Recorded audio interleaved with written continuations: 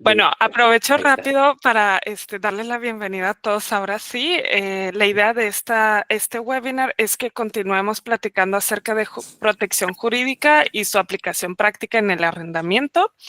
Esta es la parte 2. Entonces, algunos de los temas que ya vimos en la parte 1 que les comparto el video, tal vez algunos ya estuvieron presentes, fue prevención en el arrendamiento, blindaje legal y quedaron pendientes temas como maximización de la rentabilidad del arrendamiento y temas de dudas que han surgido. Entonces, justo aquí estamos con nuestro invitado principal, invitado especial, Adrián Benítez, director de garantiaderrenta.com, para que nos cuente acerca de estos temas y justo las dudas que nos comentas, Adrián, del Airbnb. Entonces, te dejo totalmente el micrófono y ya para que tú nada más avísame en qué momento avanzo en la presentación. Entonces, listo. Perfecto. De todos modos, en cualquier momento, si tienen dudas, principalmente creo que la parte que teníamos planeada para protección jurídica la abordamos o tuvimos oportunidad de hacerlo de forma, creo, completa, pero alguna duda en particular estaría genial. Por ahí nos quedó la vez pasada la duda sobre Airbnb y sí, revisando bien como el qué tan protegido puede estar una persona cuando renta por Airbnb o si tiene algún problema para que el inquilino, porque no es un inquilino, el huésped, se retire, es que si no entra como en el arrendamiento. En el arrendamiento sí hay una regulación pues muy diferente, pero en este caso, aunque no estaba regulado que una casa habitación de pronto se use con fines comerciales, hoy en día sí ha habido leyes que han ido validando ese modelo. No directamente, pero ya hay un impuesto que se le cobra al anfitrión que participa en esas plataformas. Entonces, a partir de ahí, ya se da el supuesto de una actividad comercial regulada por el Código de Comercio y regularmente lo que puede hacer una persona que rente en Airbnb para desocupar el inmueble o inclusive para el cobro, suele estar muchísimo, muy facultado. Como ejemplo práctico, de pronto hay una página de Airbnb que checamos y viene cuánto te descuenta según cada estado. Entonces varía. Luego hay que checar regularmente las leyes de turismo, son las que, junto con el Código de Comercio, las que regulan pues esa área, ¿no? Y suelen facultar para que un hotel o una persona que ofrece el servicio de hospedaje pueda tanto cerrar y impedir el acceso a la persona, porque no se configura como tal un arrendamiento temporal, ¿no? O sea, sí se distingue. Hay como un uso y goce en el arrendamiento, pero se distingue del uso y goce de lo que es la posesión, y en el arrendamiento sí se da una posesión, en el hospedaje no. Esto, para diferenciarlo un poquito más claro, es que la persona, el anfitrión, mantiene control sobre la agenda, sobre los accesos, sobre la limpieza, este, algunas otras actividades como pago de servicios, de luz, agua, internet y demás, que no va a gestionar directamente el huésped.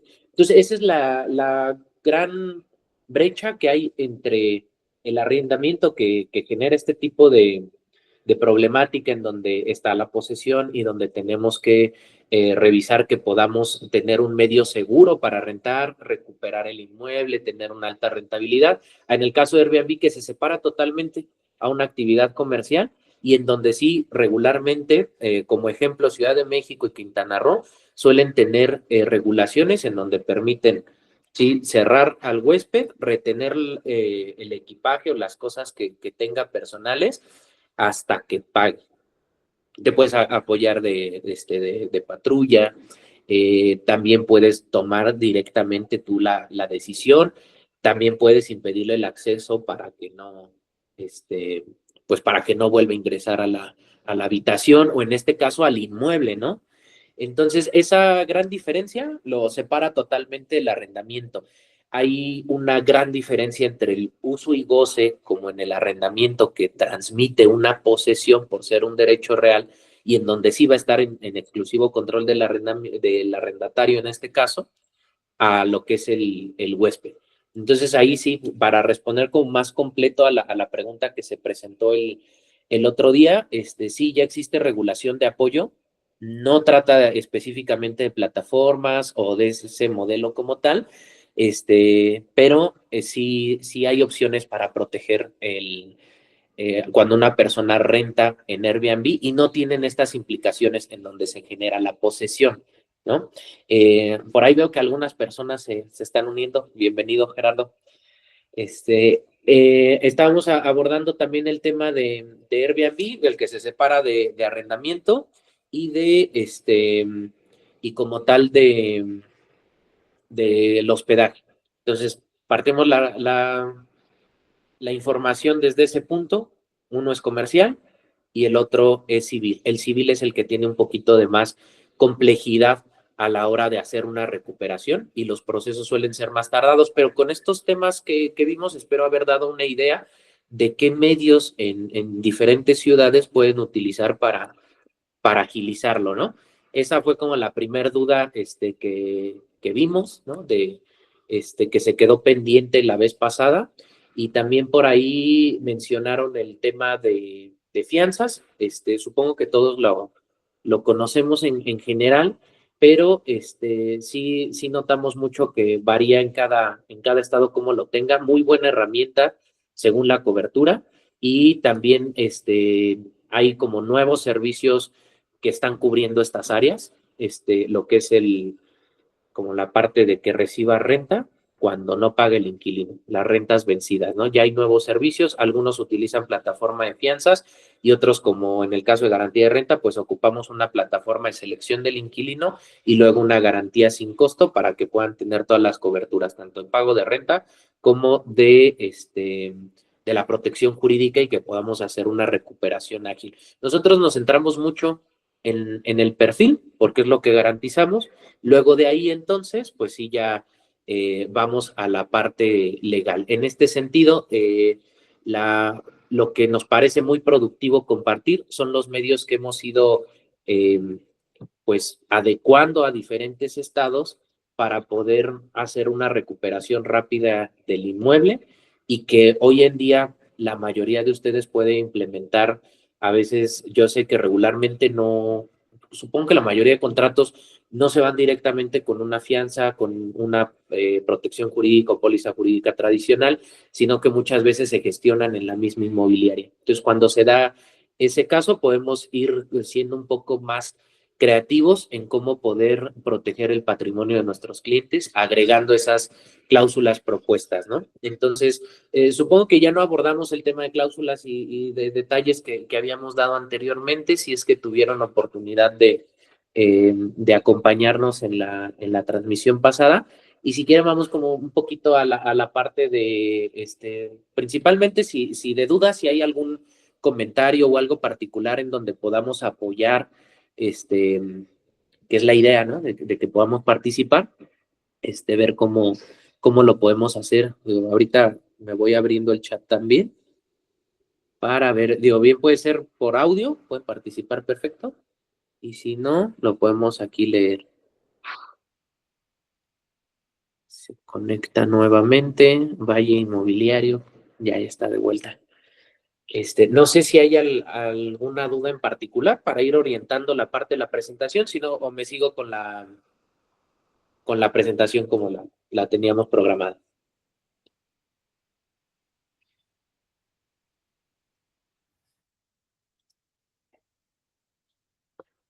Yo creo que podemos continuar con la presentación, no veo que haya dudas, pero si escriben algo en el chat, si gustas, yo te comento para atender la duda.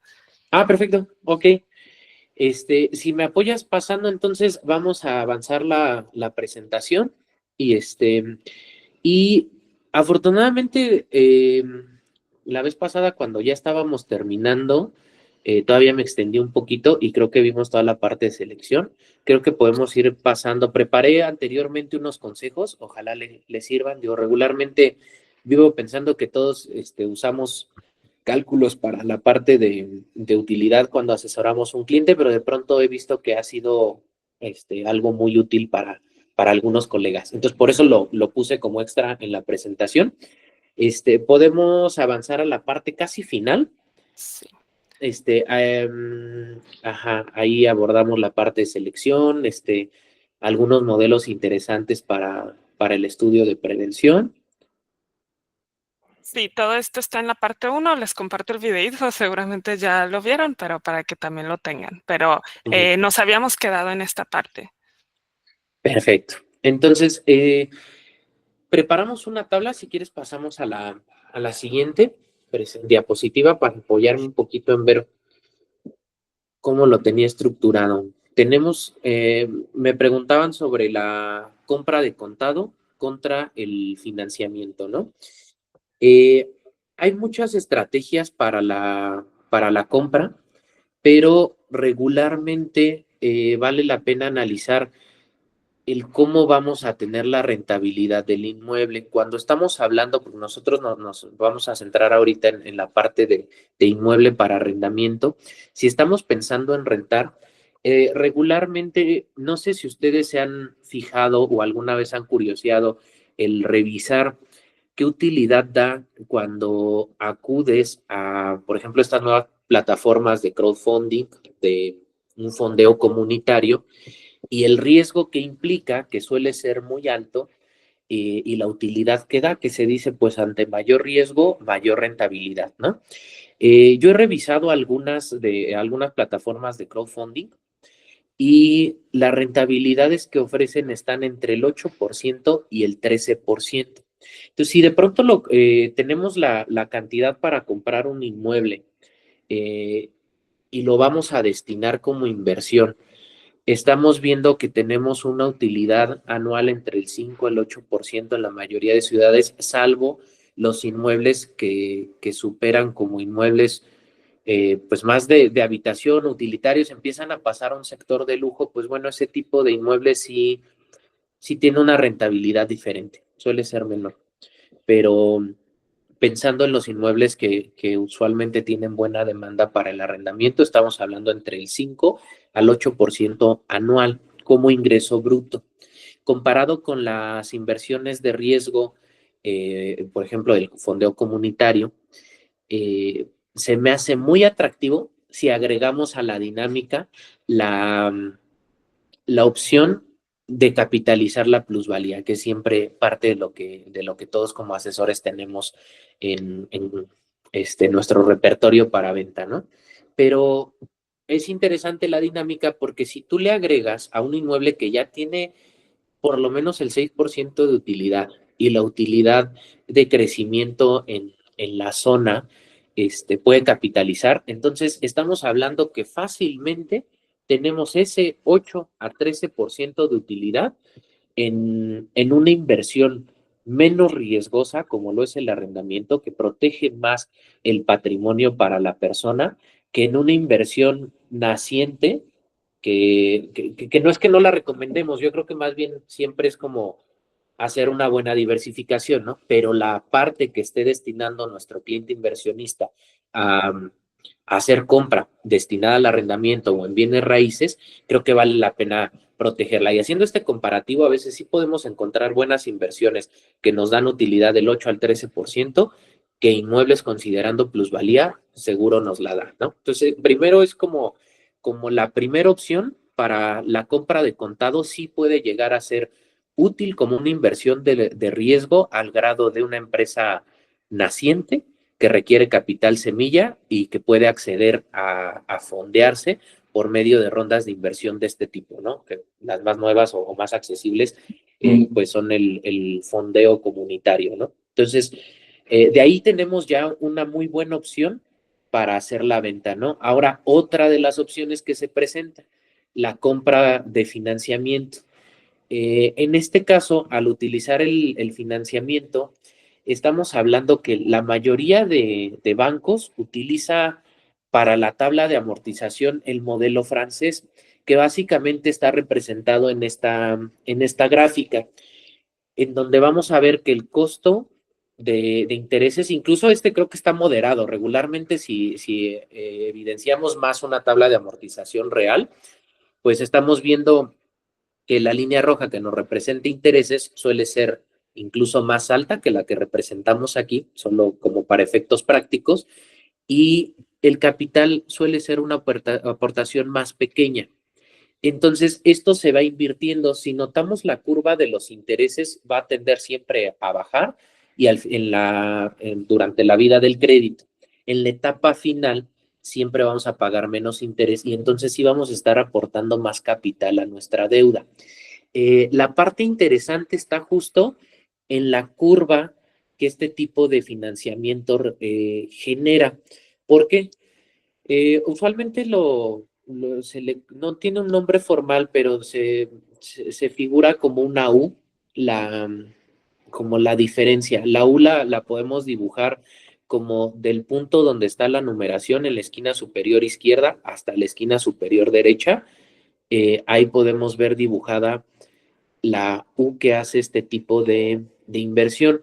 Esto lo que nos refleja es que si bien vamos a tener altos intereses al principio y el capital es menor, lo cierto es que también suele ser algo similar a la inversión que estamos haciendo. Si nosotros al principio calculamos o solemos calcular, y aquí les traje unos ejemplos en la siguiente diapositiva, de cómo calculamos la utilidad, pero cómo lo solemos hacer en inmuebles siempre es esta, ¿no? Yo creo que la mayoría de asesores siempre utilizamos con la parte de cuál es tu rentabilidad o la rentabilidad pues bruta principalmente, ¿no? Entonces, aquí hicimos como unas suposiciones en el pago inicial del crédito. Damos un ejemplo de 400,000 pesos como para irlo haciendo gráfico, como aterrizarlo a un caso práctico. Tenemos en pago inicial de 400,000 pesos, un crédito hipotecario por 1,600,000 y un pago anual de hipoteca más los intereses de 120,000. Eso es anual, ¿no? Están otros costos iniciales ahí, como la escrituración, y entonces aplicamos la fórmula, ¿no? Que es la ganancia neta anual sobre la inversión inicial y al final de hacer esta operación nos encontramos con un 6,67% anual, que era lo que les platicaba, ¿no? Ok, ya tenemos una rentabilidad más la plusvalía, que ya es atractiva inicialmente. Pero ahora, si pasamos a la siguiente diapositiva, vamos a revisar un cálculo que tenemos, pero este igual es el básico, solo es otro modelo, el cap rate para ir a la utilidad bruta. Si en la otra revisábamos como todos los gastos que tenemos y se va a lo que realmente nos queda en el bolsillo, bueno, esta es la utilidad bruta que se suele tomar para el cálculo que les comentaba. Aquí la diferencia es mínima, 7,5%. Ahora, la magia para ver qué tanto conviene la compra de un inmueble eh, de financiamiento o de contado en inversión, vale la pena tanto agregarle la plusvalía como agregarle también lo que en los primeros años representa esa utilidad, porque este cálculo creo yo que usualmente lo usamos para ejemplificar lo que estamos sacando el valor del inmueble. Pero regularmente los clientes que tenemos que compraron de financiamiento, pues ellos no han dado usualmente esta cantidad de dinero al banco. Lo cierto es que están obteniendo una utilidad bastante apalancada, en donde si bien lo calculamos al 7%, pues es muy útil y suena muy moderado, pero para efectos de ejemplificar un poquito más el beneficio real que puede tener en los primeros años de la vida del crédito, vale la pena ir, en este caso, en la siguiente diapositiva les presenté el ejemplo con una perspectiva un poquito más de lo que puede ser el primer año. Creo que factores clave a evaluar, yo creo que podemos pasar a la otra, creo que es ahí donde está el ejemplo para tenerlo gráfico y a ver otra. Si no, si no vamos para atrás, se los voy haciendo, si de pronto se me escapó o no sé, o si accidentalmente lo borramos, no sé si di permisos de edición. Ah, si no, debe ser más adelante. Les voy a hacer un cálculo como básico para que entendamos como la idea. La idea es muy sencilla. Nosotros invertimos 1,5 millones en la compra de un inmueble y siempre sacando el cap rate como la mayoría lo solemos calcular, obtenemos una utilidad baja del 7.5%. Pero si de pronto nos hacemos el cálculo, vamos a tener un ejemplo como en números cerrados, en donde el cliente acaba de invertir únicamente 200,000 pesos y de pronto estamos hablando que la utilidad en el primer año muchas veces ronda el 40% de utilidad anual. En el primer año estamos hablando de una renta de 6,600. Si nuestro cliente tiene una casa que se renta en 6,600, puede tener un valor aproximado de 1,600,000 pesos, ¿no?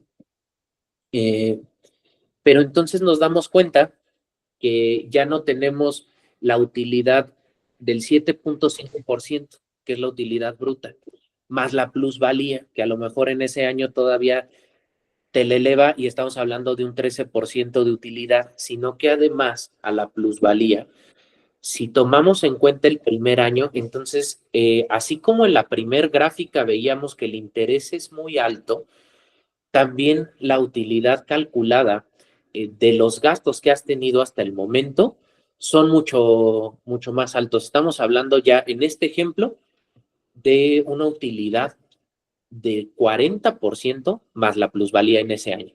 Entonces, es la diferencia con el financiamiento, que podemos atender una utilidad si estamos invirtiendo inicialmente, no el 1,5 millones, sino solo 200,000 pesos. En los primeros años vamos a tener este pico alto de utilidad. Si bien vamos a estar pagando más de intereses, inclusive la mensualidad de la renta va a ser más baja, nos permite hacer una inversión que cuando no tenemos el capital para invertirlo en otro instrumento, como lo que platicábamos del crowdfunding, cuando no tenemos ese capital disponible y lo queremos apalancar, entonces ahí se presenta una buena herramienta, porque estamos hablando que si el crowdfunding nos está ofreciendo entre 8 y 13% anual como rentabilidad en una inversión de riesgo y nos vamos al arrendamiento para en los primeros años capitalizar muy bien esto, estamos hablando de que tenemos unas utilidades arriba del 40%,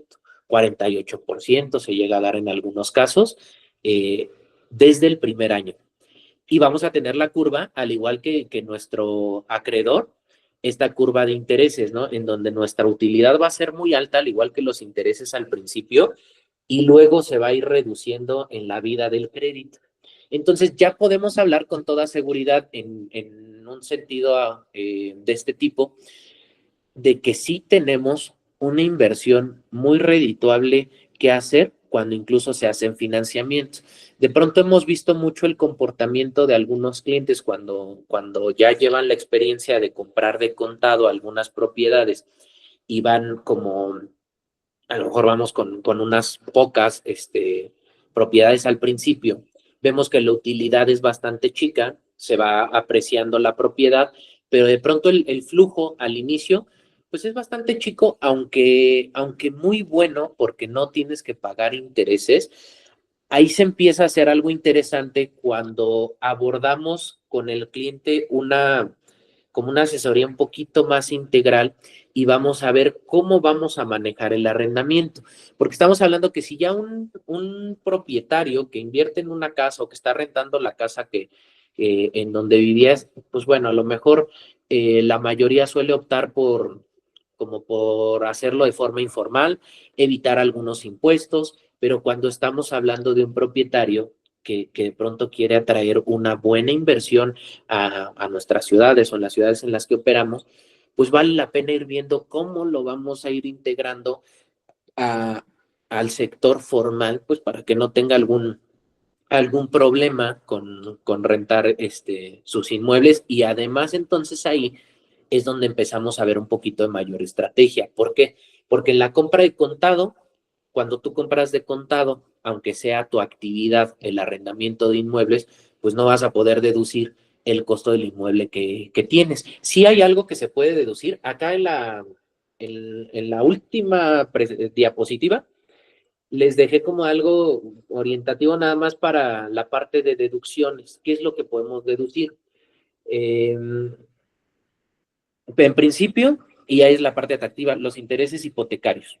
Eso es lo que podemos deducir cuando compramos a crédito, a diferencia de cuando lo hacemos de contado. De contado vamos a tener nuestro cap rate a lo que platicábamos, un 6, un 7.5% anual sobre el valor del inmueble, pero a la hora de llevarlo ya no al cap rate, sino al ROI, ¿no? Para poder tener realmente lo que tenemos después de gastos, entonces ahí no podemos incluir los costos de la inversión que tenemos inicialmente. Entonces, lo que sí podemos deducir de la compra del inmueble es la depreciación que tiene la construcción. Entonces, eso es lo que vamos a, como tal, a deducir en el arrendamiento, que es como un cálculo, pues dentro de lo que cabe bastante sencillo. Hay como una determinada cantidad que puedes ir deduciendo al mes, pero no es mayor. Entonces, aquí nos ayuda mucho en las deducciones los intereses hipotecarios, que básicamente podemos, aquí hay una diferencia, ¿no? No son los intereses como tal del crédito, son los intereses reales. Entonces, eso lo vamos a calcular muy sencillo. Tenemos la tabla de amortización donde nos indica ahí el interés y tenemos a lo mejor una tasa de interés del 3%. Y a eso hay que restarle la, como está el índice inflacionario, es como un 4%. Entonces le vamos a restar el índice inflacionario y ese interés que nos resulta es el interés real. Y ya de ahí, esa es la parte que vamos a poder deducir del crédito. Si tomamos en cuenta que la mayoría de créditos hipotecarios en México utilizan el modelo francés para la amortización, así como veíamos la tabla en donde empezamos con intereses altos, estamos viendo que ahí sí, te conviene a lo mejor, porque muchas veces en arrendamiento veo que cuando asesoramos a un cliente de compra, regularmente lo que siempre tenemos en mente, inclusive lo que ellos tienen en mente cuando vieron a su asesor, es me voy por inscripción y me voy por deducción ciega, ¿no? ¿Por qué? Porque te permite deducir el 35% sin dar más explicación, ¿no? Pero a lo mejor en una compra de contado vale la pena en los primeros años, perdón, en una compra a crédito, puede valer la pena. Inclusive si estamos pensando en un cliente que a lo mejor tiene la opción de comprar de contado, pues ok, compro de contado una casa o compro varias, ¿no? A lo mejor me alcanza para dos. ¿Qué es mejor inversión, no? Entonces, hay que revisar la parte también en cómo le apoya a él el área fiscal o cómo lo va a manejar.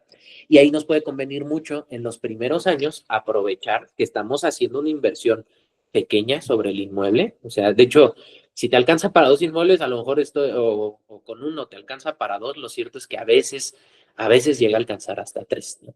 Entonces, podemos estar hablando de muy buenas inversiones en ese sentido si vemos que en el primer año vamos a tener una utilidad del 40% de lo que realmente hemos aportado, más la plusvalía que nos dé si estamos en una zona con buena plusvalía, ¿no? Que es lo ideal para la inversión.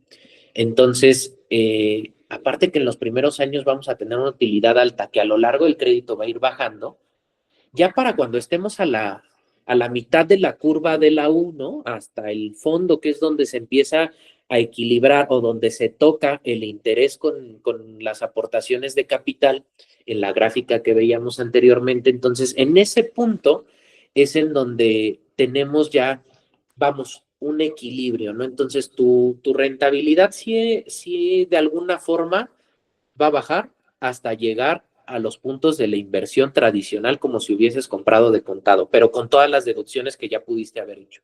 Y luego todavía, además de eso, tu flujo de caja entonces, a partir de ese punto, que usualmente suele ser a la mitad del crédito, si es de 15 años, por ahí del séptimo año, del séptimo al octavo, ya estamos teniendo ese punto en donde nuestro flujo de caja va a ser mucho más alto.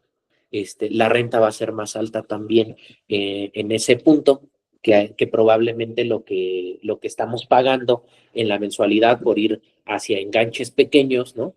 Que nos aumentan la vida del crédito, pero que al principio nos permiten apalancarlo y disfrutar de esta utilidad alta para la compra. Entonces, sí, de pronto, por ahí, si alguien ha tenido experiencia en ese tipo de ventas, igual a ver si nos la pueden compartir, pero yo he visto personalmente que algunas personas que han podido cambiar el modelo a decir, ok, de pronto los comentarios habituales que nos dan es, quizás si hubiera sabido que del financiamiento obtenía mejores beneficios o que podía comprar el financiamiento, pues mejor no hubiera comprado tantas casas de contado, ¿no? Me hubiera ido como tal, a hacer el financiamiento por varias y luego de ahí aprovechar tanto la rentabilidad alta, porque ya el capital lo tienen para invertir, y por otro lado, luego en los siguientes años poder disfrutar de ese aumento de flujo de caja para reorganizar las inversiones o ir a inversiones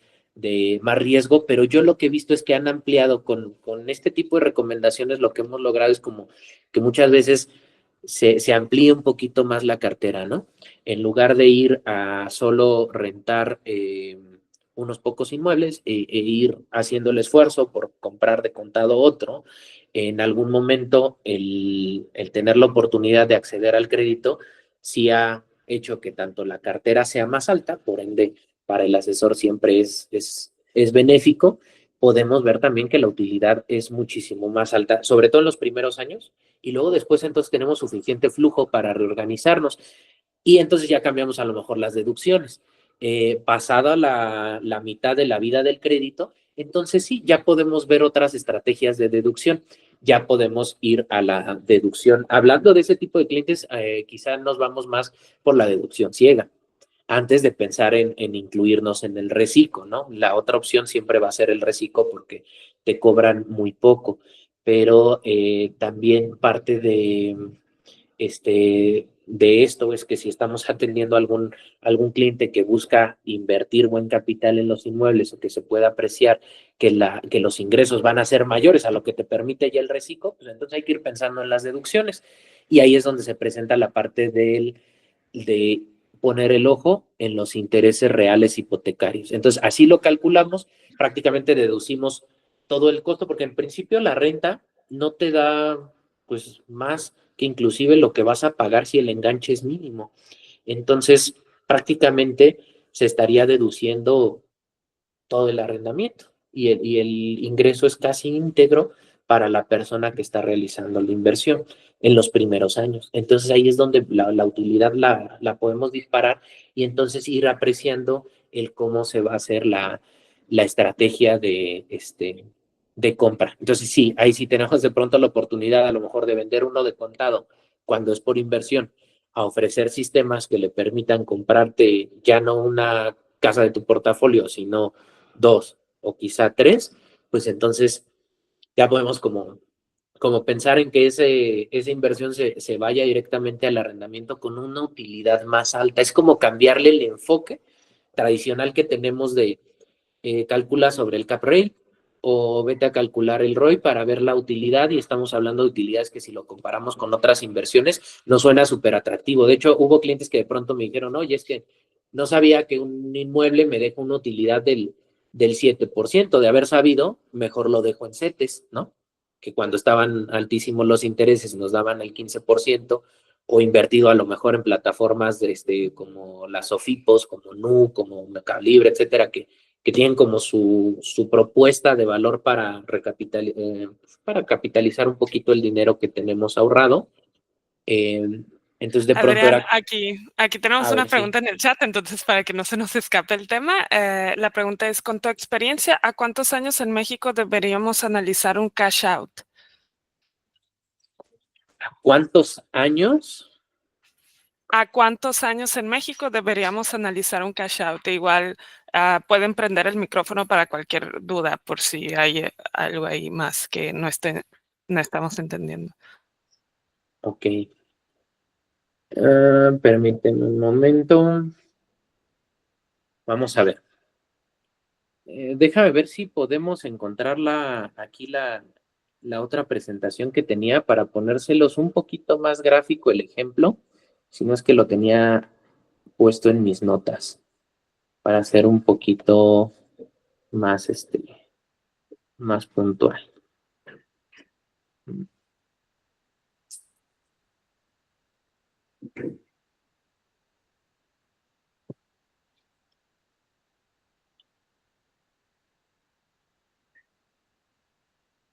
Mira, más o menos lo que, si regresamos a la gráfica anterior, por lo menos para tener un poquito más en mente de qué estaríamos hablando. No, normalmente nosotros nos fijamos entre los 5 y 10 años. Estamos hablando a lo mejor de un crédito de 15 años para hacer el cálculo, ¿no? En donde podamos ver que se pueda tener como una mejor liquidez contra la rentabilidad, ¿no? Entonces, usualmente yo lo colocaría entre los 5 y 10 años. Para no ser muy prematuros, siempre tomo el punto de inicio de los 7 años, 7 en el séptimo al octavo año de hacer la inversión, entonces ya estamos hablando de pues, como de que tenemos ya una mayor liquidez, comparado con la rentabilidad, ¿no? Entonces, ya es el punto en donde, así como, digo, esta no es la gráfica correcta, ¿verdad? Pero así como nuestra amortización o nuestros capitales crecen, es básicamente lo mismo para poder hacer el cálculo del cash out, sí estaríamos hablando de poder verificar este punto. El punto donde se tocan es básicamente donde se suele situar como esta oportunidad de poner el liquidez contra la rentabilidad. Esa es como la opción. Digo, regularmente siempre fijarla al mediano plazo y luego posteriormente ya a largo plazo, ya entonces empieza a aumentar el flujo. Ahí es donde se da el punto específico. En la mayoría de créditos, hablando de enganche mínimo, 10%, 20% quizá, y una vida de crédito de 15 años como promedio, ¿no? Esa es como la que más he visto, ¿no? No sé si tengan alguna otra experiencia diferente, pero hablando ya, aplicando las deducciones, aplicando esta parte al principio, alta rentabilidad, entonces más o menos el cálculo recomendado general, uh, más bien la situación que se presenta generalmente, pues es entre 5 y 10 años, pero yo generalmente la sitúo en los 7. No sé si queda un poquito claro, si alcanzamos a responder la duda o si vas un poquito más puntual a otro tema,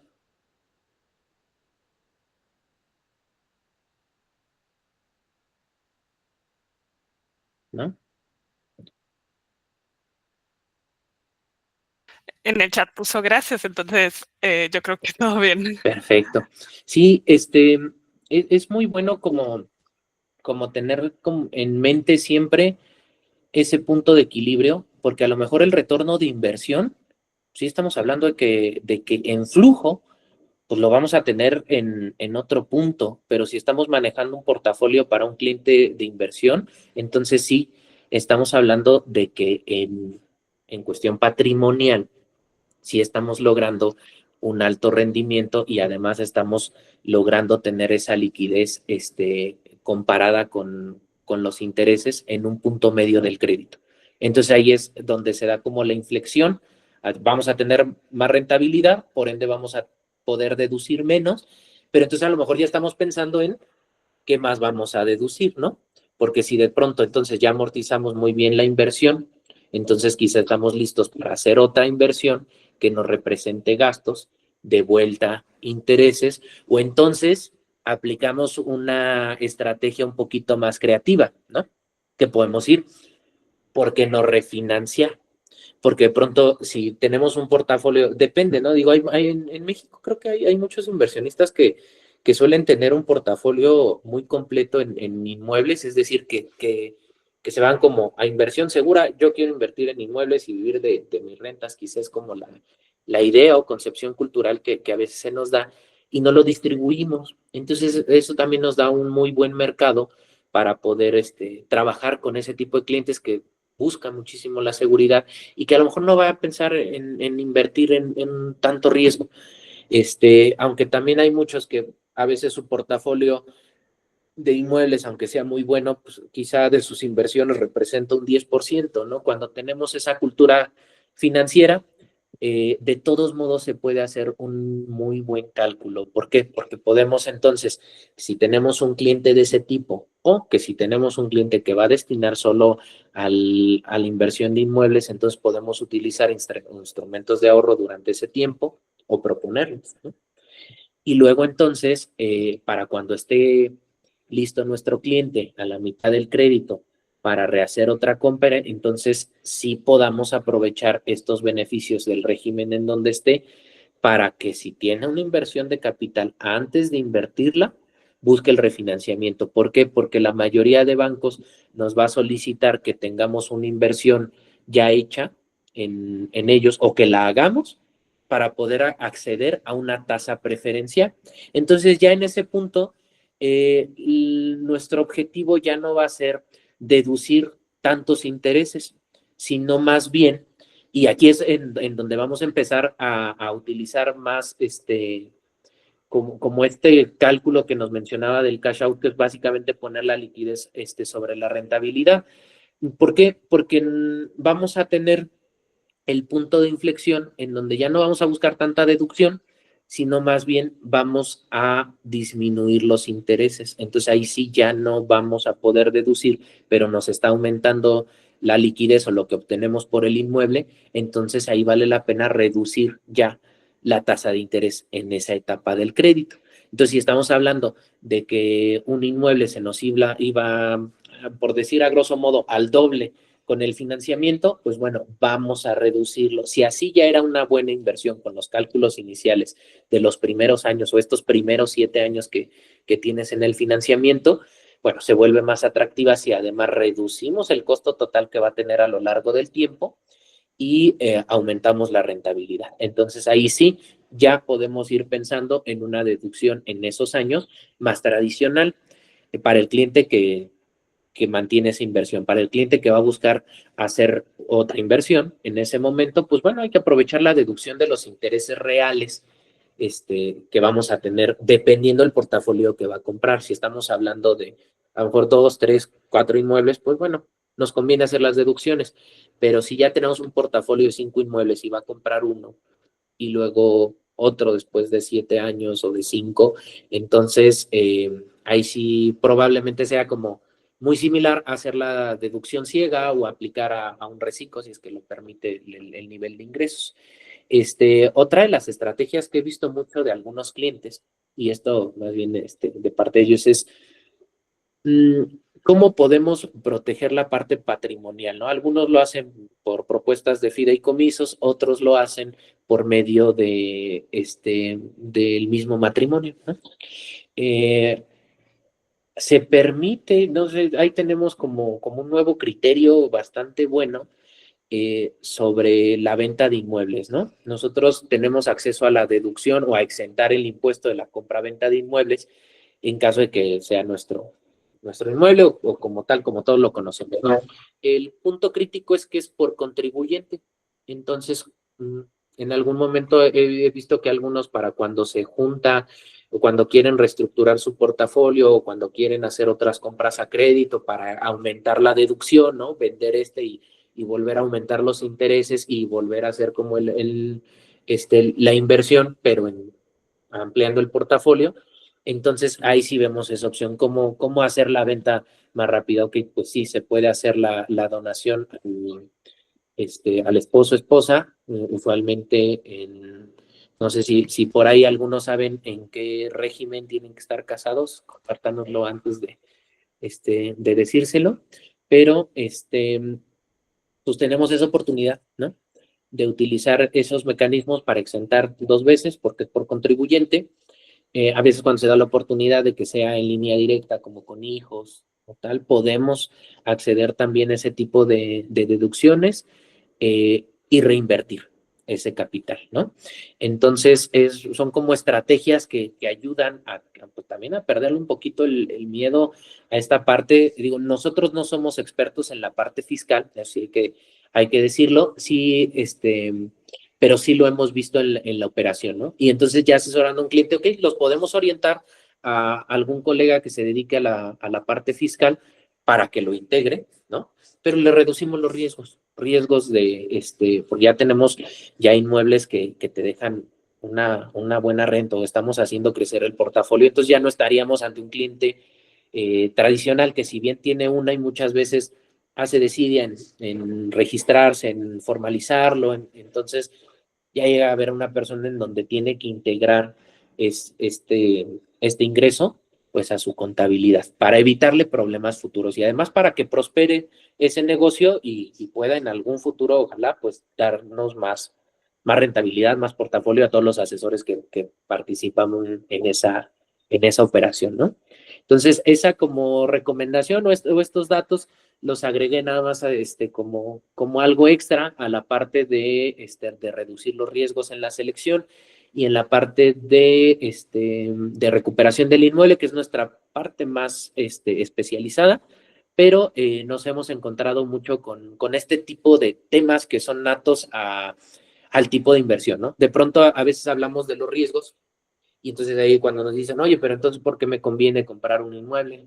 ¿Por qué me conviene si puedo hacer Airbnb? ¿Por qué me conviene si puedo hacer una compra, no sé, a lo mejor de un instrumento de inversión como estos, tan accesibles ahora, o en bolsa, inclusive, ¿no? Algunos ya van más allá y dicen, ok, el nivel de riesgo, todo está en base al perfil de inversionista que tengamos y aún así, ¿no? Aún así tengamos un inversionista que lo va a hacer más que como inversión para su propia comodidad o vida, vemos una muy buena dinámica en ciudades donde la plusvalía está creciendo demasiado.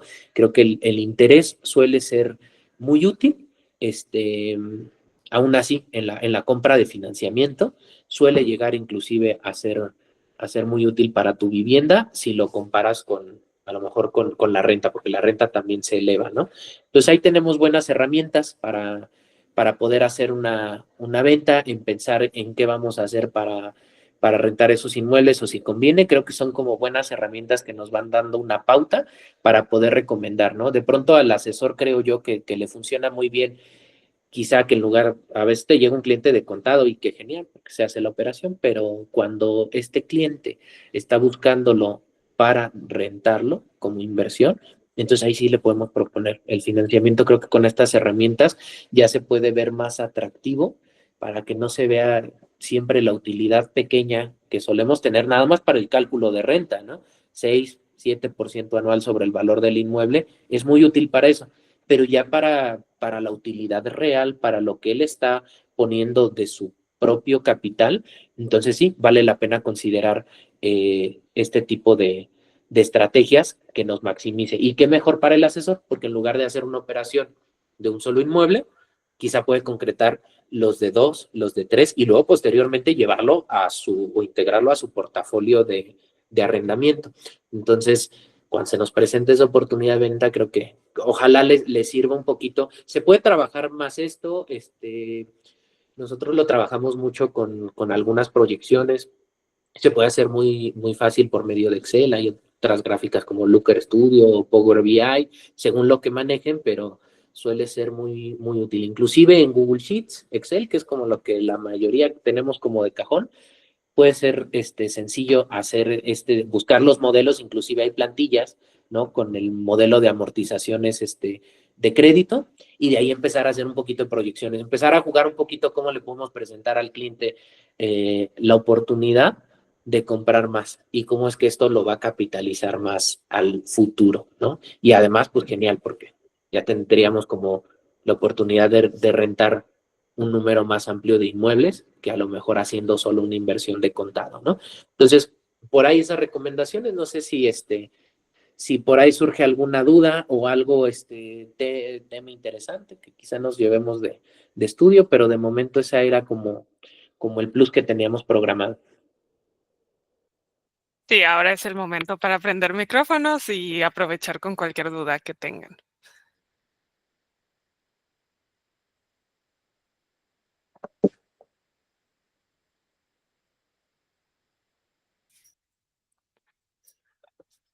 Bueno, yo aprovecho para hacer una duda que veo aquí de la parte 1, donde tuvimos nuestra reunión la vez pasada, Adrián. Pues Ujú. quedó grabado en YouTube, entonces vi un comentario que se hizo posterior a la grabación, entonces aprovecho para resolver esta duda y que la persona, si es que vuelve a ver este video, pues pueda estar informada. La pregunta es esta: ¿es legalmente válido agregar al contrato los causales de rescisión de contrato? Sí, siempre, es que sí, o sea, todos eso creo que la mayoría, de alguna manera, siempre hemos visto los contratos que lo tienen. Sí, es no solo recomendable, es indispensable agregar los causales. El tema más bien aquí que podemos recomendar es cómo abordar esos causales, ¿no? Tenemos que podemos poner, ok, es que de pronto hay propietarios que de pronto quieren como... em, regular o controlar mucho el uso que se da al inmueble, ¿no? Y a lo mejor tenemos causales de no permito mascota o no permito visitas y que rompe un poquito la naturaleza del arrendamiento, eso sí hay que decirlo. Depende el trato y también el tipo de inmueble, porque hay materiales que lo cierto es que son muy delicados y tendríamos que quizá hablar de mayores garantías para poder rentarlo, ¿no? A lo mejor en casos particulares aplica, pero mayormente suele ser como un control excesivo, pero lo puedes colocar y es válido para las partes. Y ese es el punto crucial. Es válido para las partes. ¿Cómo lo llevas cuando tienes un problema para la rescisión ante los tribunales? ¿Cómo lo haces válido? ¿No? Y entonces ahí se da la problemática. Es que se prohibían mascotas y metió una mascota, entonces es causal de rescisión, pero por una rescisión de ese tipo nos vamos a ir a un juicio ordinario, entonces ya estamos hablando de un juicio inviable, ¿no? Hay muchas causales de rescisión que suelen ser así, ¿no? Yo coloco ciertos causales y si entre las partes eso se resuelve, que es lo ideal, el acuerdo que firmen las partes y que están comprometidos lo cumplan. Esto solo aplica para cuando estamos ante un incumplimiento. Cuando llegamos a ese punto, entonces sí, tenemos que revisar la viabilidad de hacer una rescisión de esa forma, porque de pronto podemos hacer la rescisión, pero ¿de qué sirve tratar de concretar la rescisión si la posesión material no la vamos a conseguir por esos medios ante un inquilino que a lo mejor digo, oye, es que si lo dice el contrato, pues mi situación cambió por cualquier cosa y hoy tengo que tener a esta mascota aquí? Sí, Por decir algo, ¿no? Un ejemplo burdo. sí. Sí, es que a mí se me ocurre que la pregunta podría ir por temas de, no sé si de la NOM 247, porque luego, por ejemplo, al menos cuando se publica una propiedad, tal vez en Airbnb, hay que ser muy cuidadosos con la descripción, ¿no? Entonces, por ejemplo, Ah, ok. he escuchado que meter como, no se aceptan mascotas, se puede visualizar como si fuera un tema de estás discriminando, ¿no? Toda Entonces yo pensaría discriminación, sí. que tal vez por eso, porque en temas de publicidad ese es un tema preocupante, como que hay que revisar cualquier cosa para estar alineado con lo que cada vez constantemente están inventando nuevas reglas. Entonces, tal vez por eso es la pregunta en el contrato, ¿no? Que yo pensaría, con lo que tú me estás comentando, un contrato es un poco diferente porque es una vez ya se pusieron de acuerdo, entonces se están firmando, pero cuéntame si lo estoy interpretando de la manera correcta.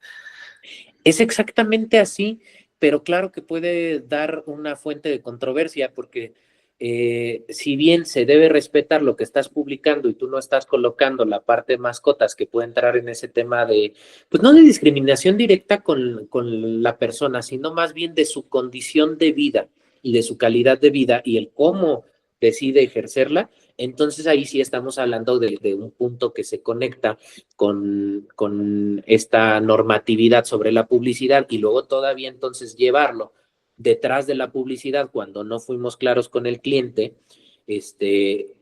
a llevarlo al contrato, pues entonces claro que puede haber un problema. Solo lo más común es que como son particulares los clientes que atendemos, digo, pensando en los asesores inmobiliarios, regularmente pues atienden este tipo de clientes, pues es muy fácil decir, oye, pero pues no me rijo por esa norma, ¿no? A lo mejor tú, pero yo no, ¿no? Entonces estamos ante un trato de particulares que desvincula la propuesta del asesor inmobiliario y que en ese sentido lo protege, pero que también puede tener que puede dejar como entre las partes. Eso depende del contrato que tengan. La mayoría de inmobiliarios creo manejan la parte comisión o mandato, entonces ellos quedan desvinculados. Ellos ya hicieron su publicidad bien, ¿no? Para que no lo sorprendan por ahí, quizá con ese tipo de normas, sí tener en mente, tu contrato suele ser de ese tipo y te suele tener como esos beneficios para, pues para que no te veas involucrado en lo que después pasa en el contrato. Eso podría ser como buena opción. No sé si de ahí aparte da para mucho, ¿no? Como la parte de decir, ok, ¿y qué otros incumplimientos pueden ser un problema procesal? ¿O cómo calculo si un problema es inviable para funcionamiento de un cliente? Permítanme un momento.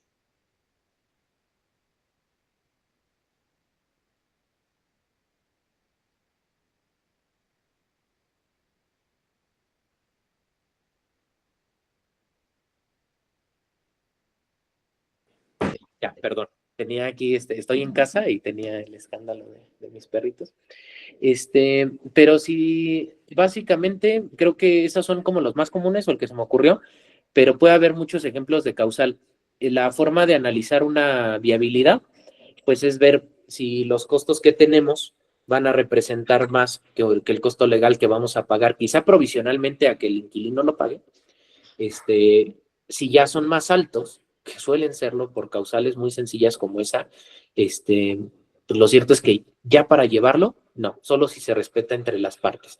Entonces ahí vale la pena el tener, si tenemos una causal de rescisión bastante importante, como por ejemplo incumplimiento de pago en 2 meses, entonces a lo mejor ahí sí podemos pensar no solo en la causal, sino en ir pensando en agregarlo al convenio o en proponerlo en convenio, ya sea en justicia alternativa o si vamos a hacer nuestro convenio propio o si vamos a acudir ante un notario o escribano, depende de las reglas de cada entidad. En el sureste se suele usar por escritura pública, en el resto del país suele poder ser por escrito simplemente, pero también hay otros que exigen otras formalidades y hay cuantías dependiendo el estado del que estemos hablando. Entonces ahí más bien se presentaría puntualmente, ¿no? Yo de qué estado soy, por ejemplo, y pensar, ok, ¿y cómo puedo hacer esto? ¿Cómo llevo esta rescisión a, a poder pedir, ya no acudir a un juicio ordinario, ¿no? Sino acudir simplemente a que el juez haga una declaración de rescisión del contrato y que se considere extinto y por ende te entreguen el inmueble también, ¿no?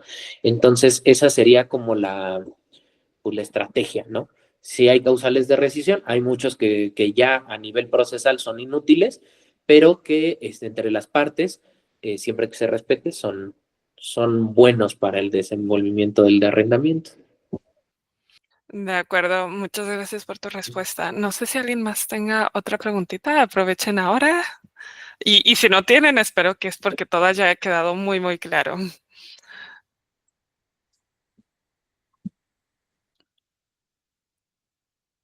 De acuerdo. Entonces, pues nuevamente muchas gracias a todos por su asistencia y muchas gracias, Adrián, por esta explicación muy buena de todos estos temas. Espero seguir viéndolos en siguientes webinars y lives y cualquier duda que sigan teniendo nos pueden contactar y cualquier cosa, pues les apoyamos. Perfecto, espero que haya sido de mucha utilidad. Muchas gracias. Excelente tarde, gusto en compartir con ustedes. Igualmente, excelente tarde a todos.